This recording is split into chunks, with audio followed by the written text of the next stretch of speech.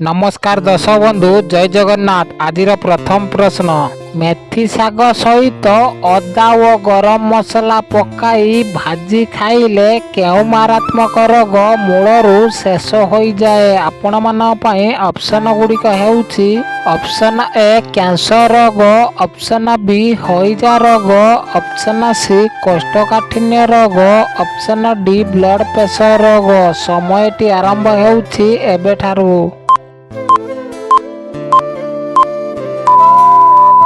दर्शक बंधु समयटी शेष हो सारी। यार सठिक उत्तरटी हेउछि ऑप्शन सी कोष्ठकाठिन्य रोग, ऑप्शन डी ब्लड प्रेशर रोग। मेथी शाग सहित अदा और गरम मसला पकाई भाजी खाइले कोष्ठकाठिन्य रोग और ब्लड प्रेशर रोग मूलरू शेष हो जाए। दर्शक बंधु चलतु देखिबा आज परवर्ती प्रश्न। केउ फल शरीर में थिबा बैक्टेरिया को मारी देई थाए। दर्शक बंधु आपण मान ऑप्शन गुड़िक हेउछि ऑप्शन ए डालिंब, ऑप्शन बी लेंबू, ऑप्शन सी पिजुली, ऑप्शन डी आंब। दर्शक बंधु प्रतिटी प्रश्न पाए 5 सेकेंड टाइम रही। आपण मानक जदि यार उत्तर आगरू जना अछि कमेंट बॉक्स रे कमेंट करंतु। आम वीडियो को जदि प्रथम थर देखुचंती वीडियो गोटे लाइक करी चैनल को सब्सक्राइब कर दियंतु। समयटी आरंभ हेउछि एबेठारू।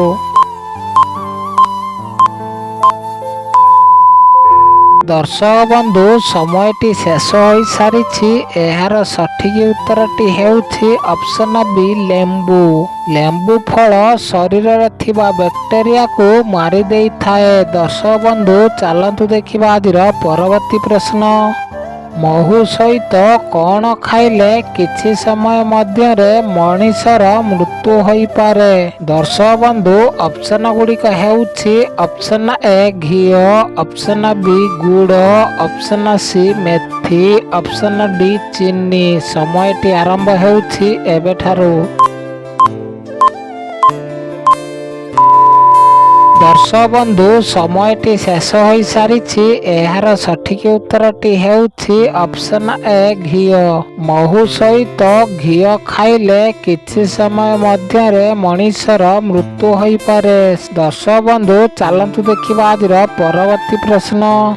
कखारु खाइबा द्वारा केउ मारात्मक रोग ठीक होई थाए। दर्शक बंधु ऑप्शन गुड़िक हेउछि ऑप्शन ए कैंसर रोग, ऑप्शन बी कोष्ठकाठिन्य रोग, ऑप्शन सी हार्ट समस्या, ऑप्शन डी गैस समस्या। समयटी आरंभ हेउछि एबेठारू। दर्शक बंधु समयटी शेष हो सारी। यार सठिक उत्तर देखिबा आगरो वीडियोटी को लाइक करी आपण माने केउ जिल्लार वीडियो देखुचंती कमेंट बॉक्स रे कमेंट करंतु। यार सठिक उत्तरटी हेउछि ऑप्शन डी गैस समस्या। कखारु खाइबा द्वारा गैस समस्या रोग ठीक होई थाए। दर्शक बंधु चलतु देखिबा आज परवर्ती प्रश्न। मेथी सहित कौन मिसाई खाइले बदहजमी रोग सबुदिन पाई दूर होई थाए। दर्शक बंधु ऑप्शन गुड़िक हेउछि ऑप्शन ए महू, ऑप्शन बी मरीच, ऑप्शन सी लवंग, ऑप्शन डी तुलसी। समयटी आरंभ हेउछि एबेठारू।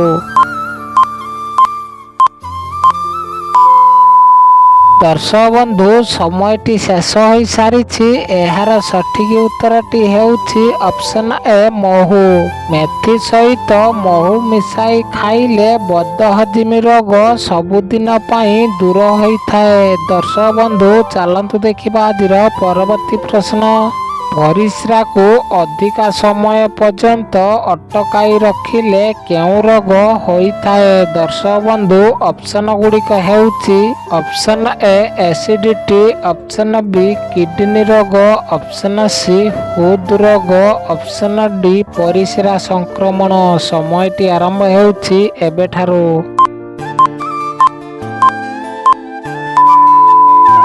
ଦର୍ଶକ ବନ୍ଧୁ ସମୟଟି ଶେଷ ହୋଇସାରିଛି।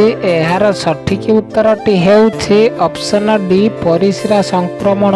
ପରିସ୍ରାକୁ ଅଧିକ ସମୟ ପର୍ଯ୍ୟନ୍ତ ଅଟକାଇ ରଖିଲେ ପରିସ୍ରା ସଂକ୍ରମଣ ରୋଗ ହୋଇଥାଏ। ଦର୍ଶକ ବନ୍ଧୁ ଚାଲନ୍ତୁ ଦେଖିବା ଆଜିର ପରବର୍ତ୍ତୀ ପ୍ରଶ୍ନ।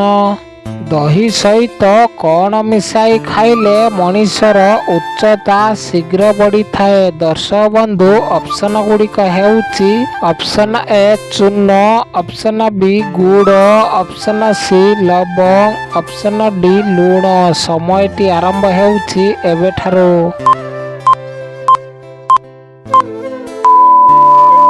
ଦର୍ଶକ ବନ୍ଧୁ ସମୟଟି ଶେଷ ହୋଇସାରିଛି। ଏହାର ସଠିକ୍ ଉତ୍ତରଟି ହେଉଛି ଅପସନ୍ ଏ ଚୂନ।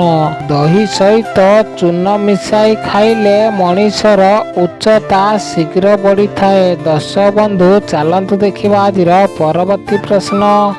କେଉଁ ପରିବା ଖାଇବା ଦ୍ୱାରା ଚୁଟି ଶୀଘ୍ର ବଢ଼ିଥାଏ? ଦର୍ଶକ ବନ୍ଧୁ ଅପସନ୍ ଗୁଡ଼ିକ ହେଉଛି option A tomato, option B ଶାଗ, ଅପସନ୍ ସି ଫୁଲକୋବି, ଅପସନ୍ ଡି କଲରା। ସମୟଟି ଆରମ୍ଭ ହେଉଛି ଏବେଠାରୁ।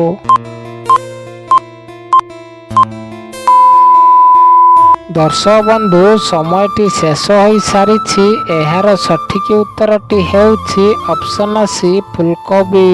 ଫୁଲକୋବି ପରିବା ଖାଇବା ଦ୍ୱାରା ଚୁଟି ଶୀଘ୍ର ବଢ଼ିଥାଏ। ଦର୍ଶକ ବନ୍ଧୁ ଚାଲନ୍ତୁ ଦେଖିବା ଆଜିର ପରବର୍ତ୍ତୀ ପ୍ରଶ୍ନ। ବାଡ଼ିରେ ଆମ୍ବ ଗଛ ଥିଲେ ଘରକୁ କଣ ଆସିଥାଏ? ଦର୍ଶକ ବନ୍ଧୁ ଅପସନ୍ ଗୁଡ଼ିକ ହେଉଛି ଅପସନ୍ ଏ ଧନ, ଅପସନ୍ ବି ଖୁସି, ଅପସନ୍ ସି ସାପ, ଅପସନ୍ ଡି ବିପଦ। ସମୟଟି ଆରମ୍ଭ ହେଉଛି ଏବେଠାରୁ। ଦର୍ଶକ ବନ୍ଧୁ ସମୟଟି ଶେଷ ହୋଇସାରିଛି। ଏହାର ସଠିକ୍ ଉତ୍ତରଟି ହେଉଛି ଅପସନ୍ ସି ସାପ। ବାଡ଼ିରେ ଆମ୍ବ ଗଛ ଥିଲେ ଘରକୁ ସାପ ଆସିଥାଏ। ଦର୍ଶକ ବନ୍ଧୁ ଚାଲନ୍ତୁ ଦେଖିବା ଆଜିର ପରବର୍ତ୍ତୀ ପ୍ରଶ୍ନ। ସବୁଦିନ ଧଣିଆ ପତ୍ର ଖାଇବା ଦ୍ୱାରା କେଉଁ ରୋଗ ଠିକ୍ ହୋଇଥାଏ? ଦର୍ଶକ ବନ୍ଧୁ ଅପସନ୍ ଗୁଡ଼ିକ ହେଉଛି ଅପସନ୍ ଏ କ୍ୟାନ୍ସର ରୋଗ, ଅପସନ୍ ବି ଥାଇରଏଡ୍ ରୋଗ, ଅପସନ୍ ସି ଦଣ୍ଡିସ୍ ରୋଗ, ଅପସନ୍ ଡି ମଧୁମେହ ରୋଗ। ସମୟଟି ଆରମ୍ଭ ହେଉଛି ଏବେଠାରୁ।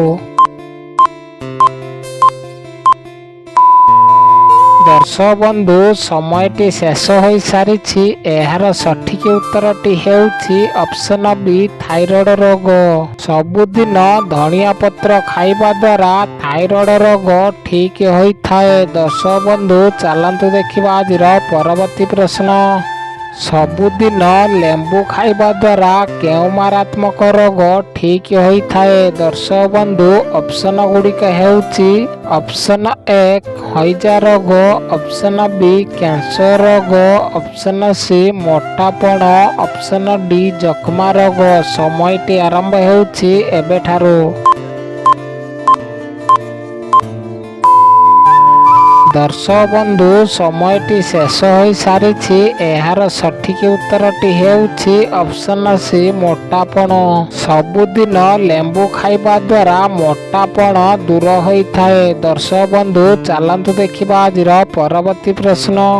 ପାନପତ୍ର ସହିତ କଣ ଖାଇଲେ ମୁଣ୍ଡବିନ୍ଧା ଭଲ ହୋଇଥାଏ? ଦର୍ଶକ ବନ୍ଧୁ ଅପସନ୍ ଗୁଡ଼ିକ ହେଉଛି ଅପସନ୍ ଏ ଗୋଲମରିଚ, ଅପସନ୍ ବି ଲବଙ୍ଗ, ଅପସନ୍ ସି ଅଳେଇଚ, ଅପସନ୍ ଡି ଡାଲଚିନି। ସମୟଟି ଆରମ୍ଭ ହେଉଛି ଏବେଠାରୁ।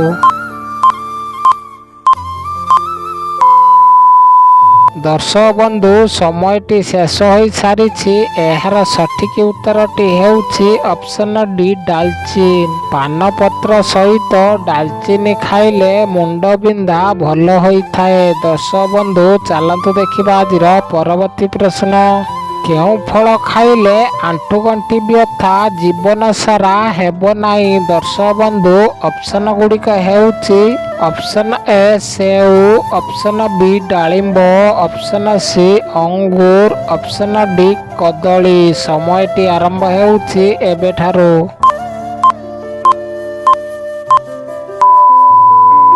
ଦର୍ଶକ ବନ୍ଧୁ ସମୟଟି ଶେଷ ହୋଇସାରିଛି। ଏହାର ସଠିକ୍ ଉତ୍ତର ଦେଖିବା ଆଗରୁ ଭିଡ଼ିଓଟିକୁ ଲାଇକ୍ ନ କରିଥିଲେ ଲାଇକ୍ କରି ଆପଣମାନେ ଆମ ଚ୍ୟାନେଲରେ ନୂଆ ଥିଲେ ଚ୍ୟାନେଲକୁ ସବସ୍କ୍ରାଇବ୍ କରିଦିଅନ୍ତୁ। ପାଖରେ ଆସୁଥିବା ବେଲ୍ ଆଇକନ୍କୁ ପ୍ରେସ୍ କରି ଅଲ୍ ନୋଟିଫିକେସନ୍ ପାଆନ୍ତୁ। ଏହାର ସଠିକ୍ ଉତ୍ତରଟି ହେଉଛି ଅପସନ୍ ବି ଡାଳିମ୍ବ। ଡାଳିମ୍ବ ଫଳ ଖାଇଲେ ଆଣ୍ଠୁଗଣ୍ଠି ବ୍ୟଥା ଜୀବନ ସାରା ହେବ ନାହିଁ। ଧନ୍ୟବାଦ। ଜୟ ଜଗନ୍ନାଥ।